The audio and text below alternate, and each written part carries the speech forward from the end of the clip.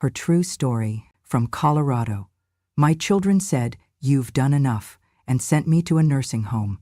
So I bought the land their house sits on. They gave me silence. I gave them notice. Mama, seriously, you have done enough. At this point you are just wearing us out. I was folding a dish towel when my daughter-in-law said it. Her voice was sharp, clipped, like she had rehearsed it, like it had been sitting behind her teeth for weeks. My son stood nearby, silent.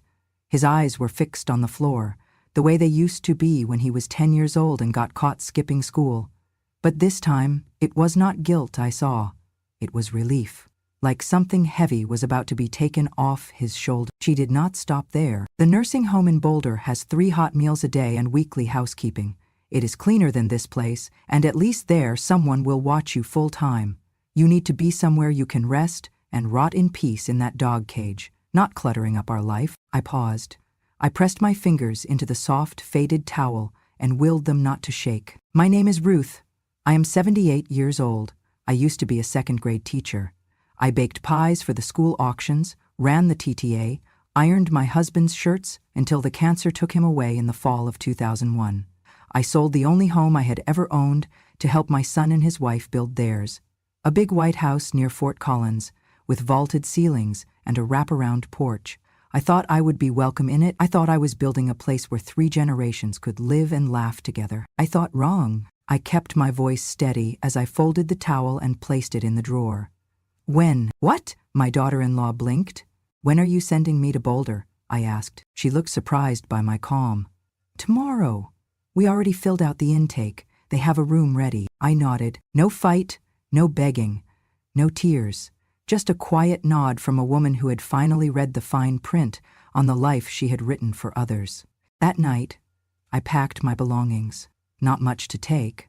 A few sweaters, a photo of my late husband, my wedding ring, which no longer fit but I still carried in a velvet pouch, my Bible, and the deed, the old dusty folder with the property papers I had never thrown away. I kept it in the bottom of my suitcase. My hands trembled a little when I zipped the bag. Not from fear, from memory. I remembered the first time I bathed my son when he had chickenpox. I remembered sitting up all night sewing his Halloween costume. I remembered paying for his college textbooks when his part-time job was not enough. I remembered everything he seemed to have forgotten. The next morning, they loaded my suitcase into the back of the car. My granddaughter did not say goodbye. She had gymnastics practice. My grandson barely looked up from his phone. I suppose they were not told the truth. Or maybe they were. Maybe it was easier to say. Grandma needed a break than Grandma was in the way. We drove in silence for most of the ride. My son kept his eyes on the road. His wife scrolled through her phone. I stared out the window. The sky was wide and gray. The mountains in the distance were dusted with snow. It was January. Cold. Familiar. When we pulled up to the facility, it was nicer than I expected. Glass doors, smiling receptionist, a fireplace in the lobby with chairs arranged like someone still believed in conversation. "We will visit when we can," my son said, not looking at me. I nodded again. That was all I could offer him now. Nods. The intake nurse was kind. She asked me about allergies, medications, diet preferences. She asked if I wanted a television. I said no. I had enough voices in my head already. They left before lunch. No hugs, no warmth, just the soft hiss of the automatic door closing behind them. The sound of something permanent. I sat on the edge of the bed in my new room. It smelled like bleach and lavender. There was a window, a desk, a shelf already holding books I would never read. I looked around and tried to feel thankful. It was clean. It was safe. But it was not home. That afternoon, I asked the nurse for a copy of the Wi-Fi password and called my lawyer. His name was Gerald. He was 91 years old and still sharper than a tack. "Ruth," he said. "Good God, it has been ages. What brings you to me?" "My kids just dropped me off at a nursing home," I said. He paused. "You want to sue?" "No," I said calmly. "I want to remind them who owns the land." Silence on the other end. "You never transferred the title?" he asked. "No, they never asked. They were too busy decorating the inside of a house they did not technically own." Gerald chuckled. "Well, you always were a quiet genius." "I want the paperwork filed," I said. "No drama, just legal notice. And when the time is right, I want to serve them a reminder, not in court, just in writing, with my name on top. I will handle it personally, he said. That night, I slept like I had not in years, in a stranger's room, with strangers all around. But for the first time, I felt like I was back in control of something they thought I had lost. My voice, before I was a burden, I was everything. I taught second grade for 33 years. I was the one who stayed late after school with the kids who needed extra help and came in early for the ones whose parents dropped them off too soon. I baked banana bread for every staff meeting and bought crayons with my own money when the school budget ran dry. I knew every child by name, even the ones who only passed through my classroom for a semester. They still write me letters, some with kids of their own now. My husband, William, was a quiet man with big hands and a tender heart. He died of pancreatic cancer 3 years after we both retired. We had plans, small ones, nothing grand, a road trip to Yellowstone, a garden behind our cottage in Estes Park. But cancer does not honor calendars. It comes like a thief in the night and leaves you with empty chairs and unopened maps. After he passed, I stayed in the house for a while, the one with blue shutters and a front porch swing. I kept it spotless, as if he might come back and be proud of it. But the silence got too loud. I went days without hearing my own voice spoken aloud. So I decided, maybe it was time to be closer to family. My son Thomas had just announced he and his wife were expecting their second child. They had land, nothing built yet, just acres and ideas. The economy was tight, and loans were harder to get. So when I told them I wanted to sell my place and help, they looked at me like I had handed them a miracle. I sold the cottage. Every square foot of it was a memory. I watched the moving truck drive away with the last of my husband's books and the armchair where I used to read to my grandchildren. It hurt, but I told myself it was for something greater, for family, for a future that still had room for me. I wired the money, nearly every cent I had left after paying off medical bills and funeral costs. I told them, use it for the house. I do not need much, just a little room in the back, somewhere I can drink tea in the morning and kiss my grandbabies goodnight. They called me generous, saintly. You saved us, they said, and I believed them. The house went up quickly. Cream siding, big kitchen, hardwood floors and a fireplace that turned on with a switch. They picked out every detail. I just smiled and said it looked beautiful. At first, everything felt right. I moved into a small guest room while they finished the basement. My grandson would crawl into my bed with picture books. My granddaughter would help me make brownies, sneaking chocolate chips when she thought I was not looking. I cooked dinner a few nights a week, helped with laundry, ran errands, nothing big, just useful. I wanted to be useful, but time changes people, and usefulness has an expiration date. As the house settled, so did the roles. I started hearing things I had never heard before. Mom, can you not rearrange the pantry? I know you are trying to help, but it makes it hard to find stuff. Maybe take a step back on the discipline, okay? They are just kids. They do not need your old school rules. I love that you are always here, but sometimes we need space, you know. So I took up less space. I stopped asking to babysit. I only ate meals when invited. I waited to be spoken to. When they wanted to remodel the basement into a guest suite, I offered to move into the sunroom. It is bright, I said. I like it. No one argued. By the second year, I stopped feeling like a part of the home.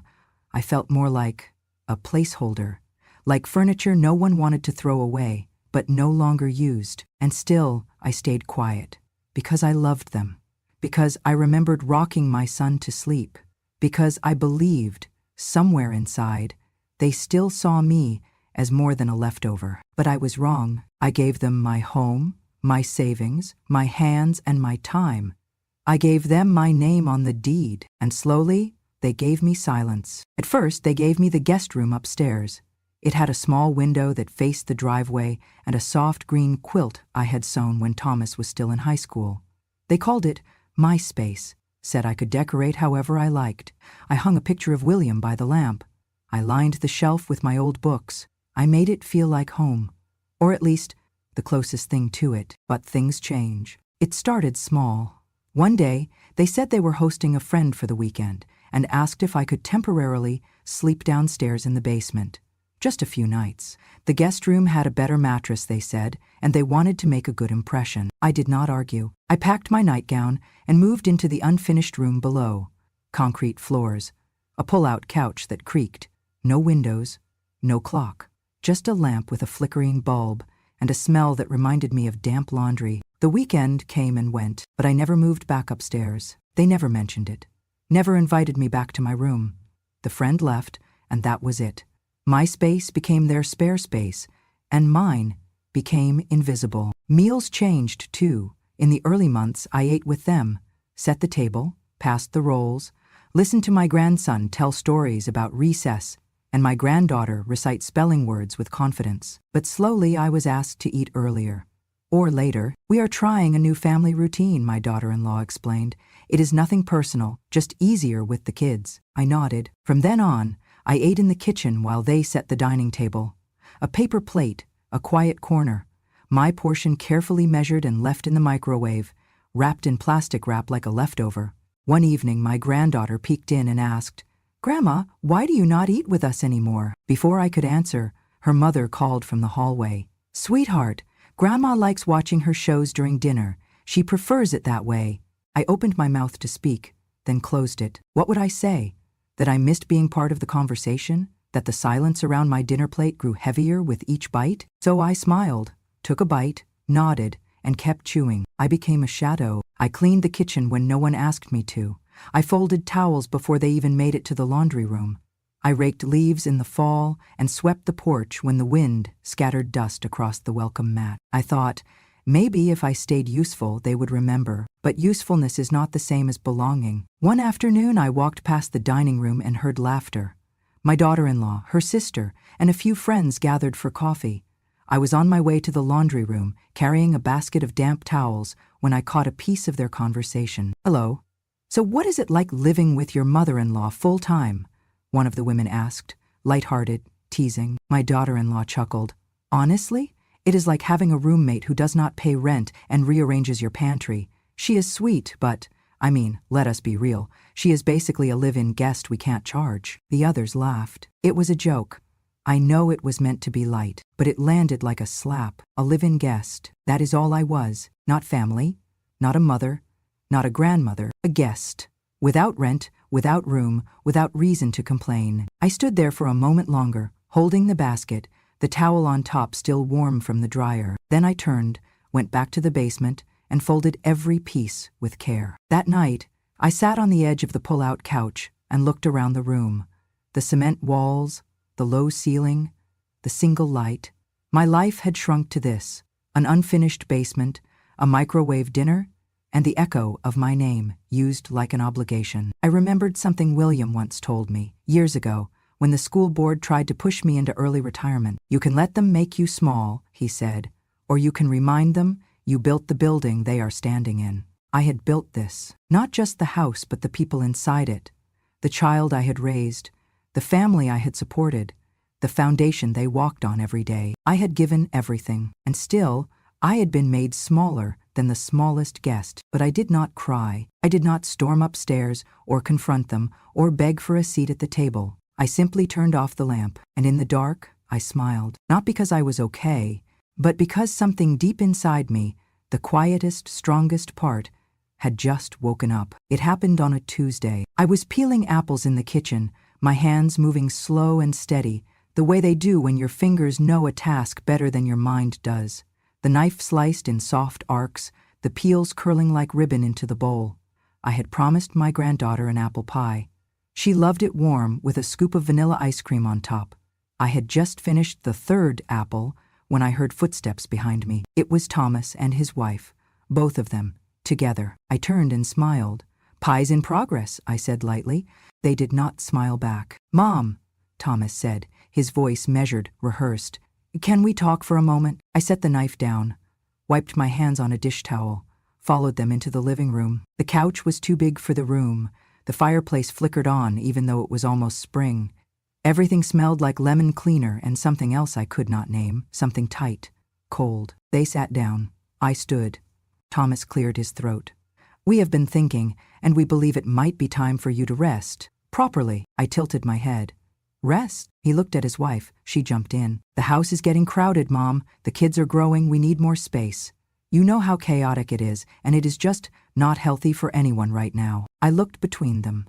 Their hands folded neatly, their expressions too still. So, she continued, we found a wonderful assisted living center. It is just outside Boulder. Clean, friendly staff. We already submitted the application. They have a room ready. I said nothing. She kept going. They serve 3 hot meals a day. They have bingo nights and Bible study. It is not a nursing home. It is a community. You will have your own space. And privacy. Privacy. Like a stray dog behind a gate. Thomas nodded, as if finalizing a transaction. It is best for everyone, Mom. You deserve care. Real care. And we need to be able to breathe again. Breathe. As if my presence had choked the air from their lungs. I did not scream. I did not beg. I looked at my son, my only child, and wondered if he remembered the nights I stayed awake when he had night terrors. If he remembered the time I pawned my wedding ring to buy his band uniform. His eyes did not meet mine. When? I asked. This afternoon, his wife said briskly. They are sending a car. A car, like I was a package being picked up. Like this was Amazon returns. I see, I said. I walked downstairs to the basement and began to pack. Not much to take. A few cardigans, a framed photo of William, my Bible, a wool blanket I had knitted during the long Colorado winters. I slipped the envelope into the side pocket of my suitcase, tucked beneath a pair of socks. They never asked about the deed. They had assumed it was theirs. The house was theirs. But the land? Oh, the land. Still whispered my name in ink. Upstairs, I heard laughter. My granddaughter giggling at a video. My grandson arguing about video game time. No one came down to help me pack. By the time the Uber arrived, I was waiting at the curb. A black sedan, clean, quiet. The driver stepped out and opened the door. Are you Ruth? I nodded. Thomas and his wife stood in the doorway but did not approach. My son gave a small wave, like I was heading out on vacation. His wife wrapped an arm around his waist and whispered something I could not hear. My grandchildren were not even home. They had practice or homework or nothing at all to say. I stepped into the car. The door closed with a gentle click. The driver pulled away. I did not look back. There was nothing left behind me worth seeing. The ride was long. The trees blurred past. The sky hung low and wide, gray and endless. I folded my hands in my lap and exhaled. I had not cried. I would not cry. Some endings are not loud. They are just, final. The nursing home in Boulder was quiet. The kind of quiet that does not comfort. It presses on your chest like a pillow too heavy to move. The meals came on time. The nurses were kind, or at least practiced in the art of kindness. There were bingo nights, as promised, Bible study on Wednesdays, but no one looked you in the eye for too long. Everyone walked with slippers that barely touched the floor, as if trying not to wake a dream we were all trapped in. I spent most of my days by the window, a small chair, a side table. My cup of tea went cold often, but I sipped it anyway. I had brought one suitcase. That was all I needed. In that suitcase was the folder that held the deed. I had kept it all these years. Not for power, not for pride, just for record. In case someone ever needed to know where everything began. And now, someone did. I took it out one afternoon when the sky turned that soft, aching blue Colorado does so well. I laid the pages out on the table, smoothed the creases, and read every word.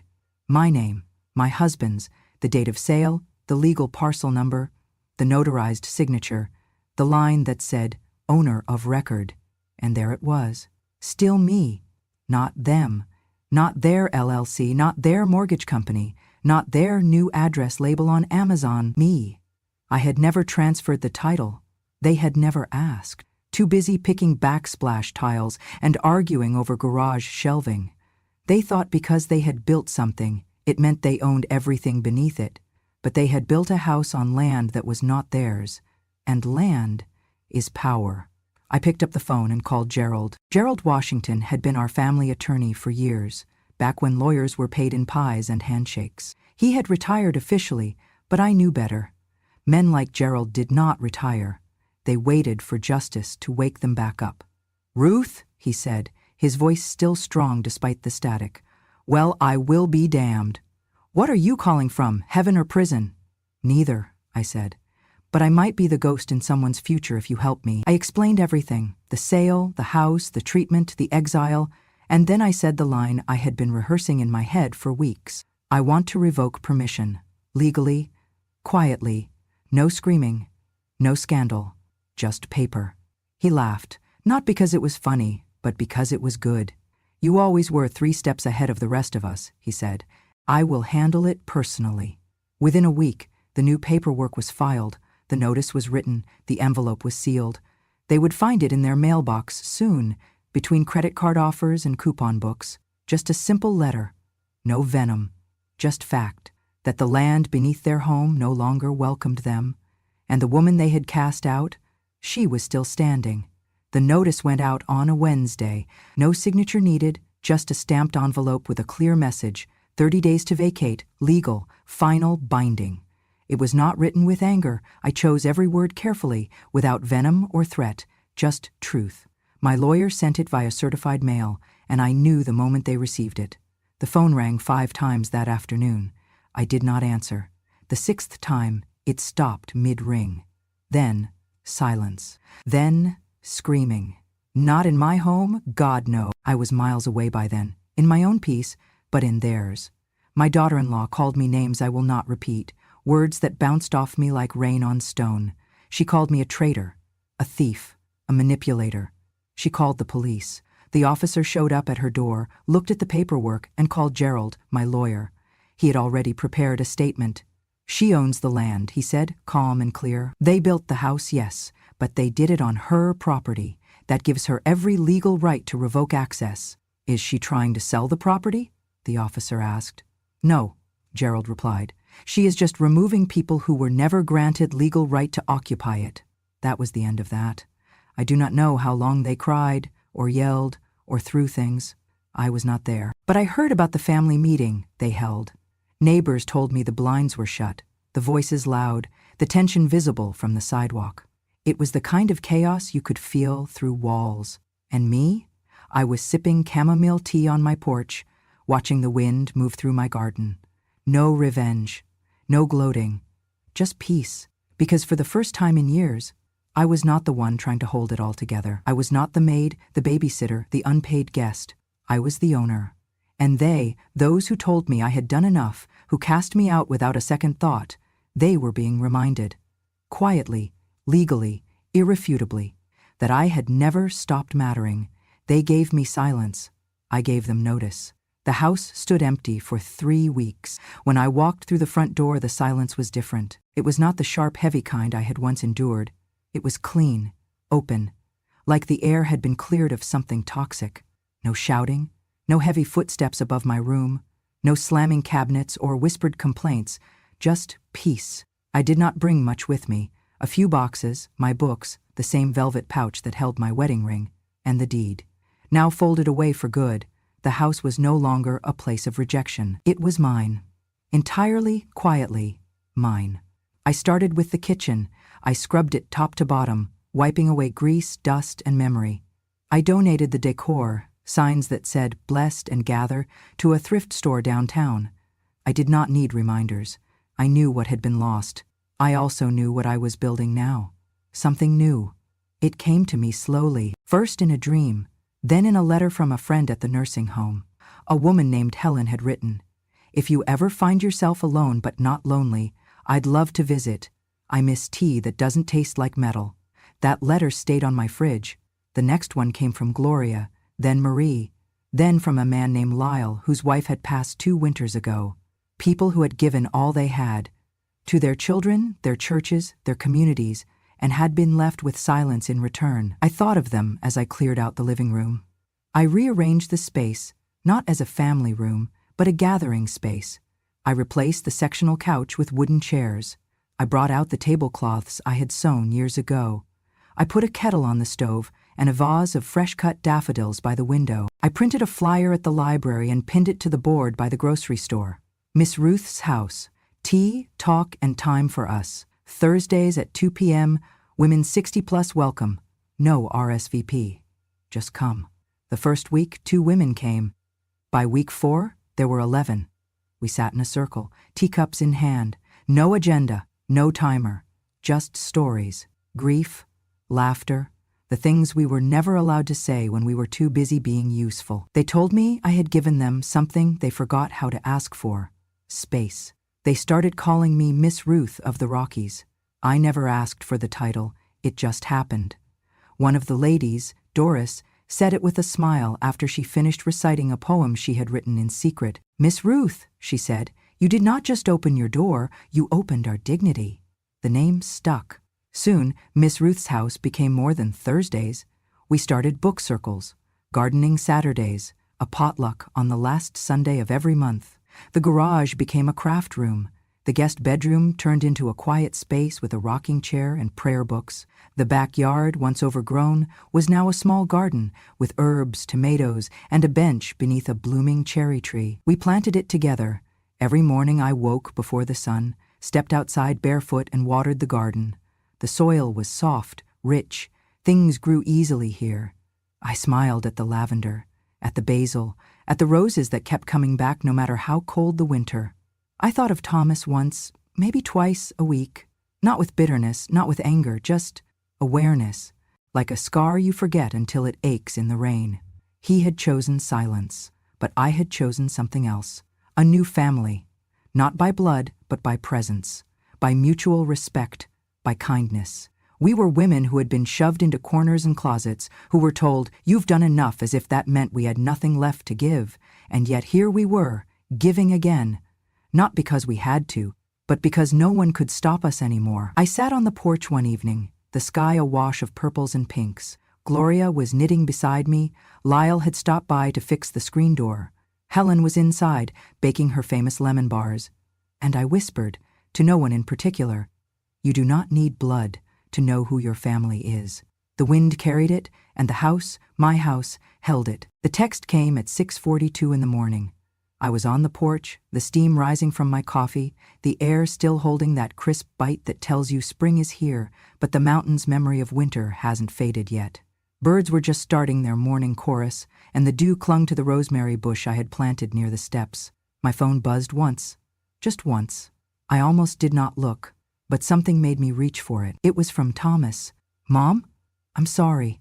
I was wrong. I was stupid. I see that now. Will you put me back in the will?" No greeting, no warmth, just a plea, half covered in guilt, half soaked in desperation. I read it twice, and then I sat back and watched the sky turn gold. I did not respond immediately.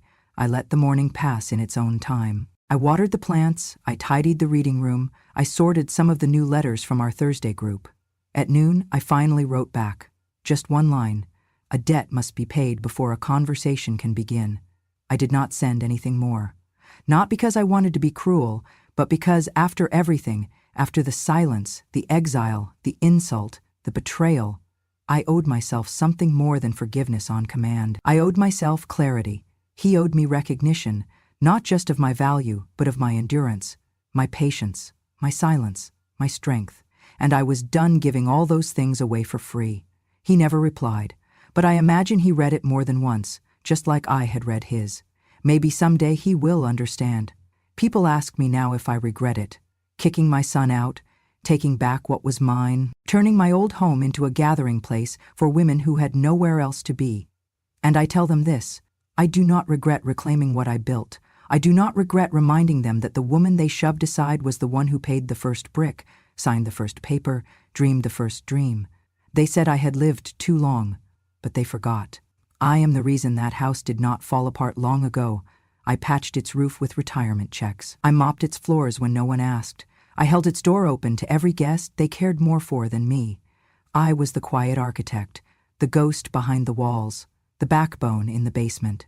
They said I overstayed, but they never noticed how long I stood between that home and the wrecking it deserved. I did not scream when they pushed me out. I did not beg when they turned their backs. I waited. I listened. I remembered. And when it was time, I did not use fire. I used paper. That house may have been filled with their things, but the land knew my name, and the law did too. Now, I live in a place where I am not a guest in my own life. The olive hearth, it is what we call it now. A small, sunlit house tucked between pine trees and open sky. It is quiet, but not lonely. Women come and go. We host poetry nights, potlucks, birthday teas for ladies who no longer get phone calls from their kids but get hugs from each other here. We mend things together. Not just quilts, but hearts, spirits. Every Thursday, we open the windows wide and let the light in. We sit in circles, we speak our names, and we tell the truths that were too heavy for our kitchens and living rooms. I do not lead them, I just sit among them. One of them, not louder, just finally heard. Last month, a woman named Evelyn said, "I used to think the worst part of growing old was being invisible. But now I see, the worst part was being visible only when they needed something." We all nodded. We knew. But now, we are visible for who we are, not what we can do. Sometimes, when I water the herbs in the back garden, I think of Thomas, not with hate, not with longing, just stillness. I remember him as a child, his small hand holding mine on the first day of school. I remember his face when he rode his first bike, when he cried after his father's funeral, when he told me he and his wife were expecting. Those are the pieces I keep, but I do not keep the silence or the betrayal. Those things I buried. In the same earth where I now grow lavender and peace lilies, this home, this life, is not loud, it is not dramatic, it is quiet justice, the kind that blooms slowly, but never wilts. And if someone ever knocks on my door again, someone looking for kindness, not charity, for connection, not apology, I will let them in, but only if they come with honesty. Because I have learned, kindness is not weakness, it is choice. And now, finally, I choose it for myself. And so, that is the story. Of a woman they said had done enough, of a house built on forgotten sacrifice, of a silence so thick it could have buried her. But she rose, not in anger, not in vengeance, though both would have been justified, but in something far more powerful, clarity. If you have ever been the one who gave and gave until your name was no longer spoken with love but with inconvenience, if you have ever been pushed to the corner of your own family, if you have ever been told, "You've done enough," when all you wanted was to be remembered, not repaid, then you know. You know what it means to sit in a room you helped pay for and feel like an intruder. You know what it means to hold your tongue when your heart is screaming. You know what it means to watch the people you raised become strangers. But I want you to remember this. You are not invisible. You are not too much. You are not too old to matter. And you are never, ever without power. Revenge does not always come with fire. Sometimes it comes with a deed and a deadline, with a signature, with the quiet click of a door locking behind you for the last time. And what waits on the other side is not bitterness, it is rebirth. Here at Grandma, true stories, these are not tales made for pity. They are not bedtime fables or soft memories dipped in nostalgia. They are truths, told aloud, often for the first time. From the quietest woman in the room, the one you overlooked at dinner, the one you rolled your eyes at when she said too much, the one you forgot had a past that roared. Well, now she is speaking. And I promise you, when a grandma speaks, the world listens. So if you believe in justice that takes its time, if you believe in dignity that does not need an audience, if you believe in memory as a form of power, then I invite you to subscribe to this channel. Not just to hear more stories like this, but to remember the women in your life who have lived through what they never spoke. Click subscribe, turn on the bell, and stay with us here at Grandma, True Stories, where silence becomes strength and age becomes armor. Because the past isn't gone, it's just finally ready to be heard.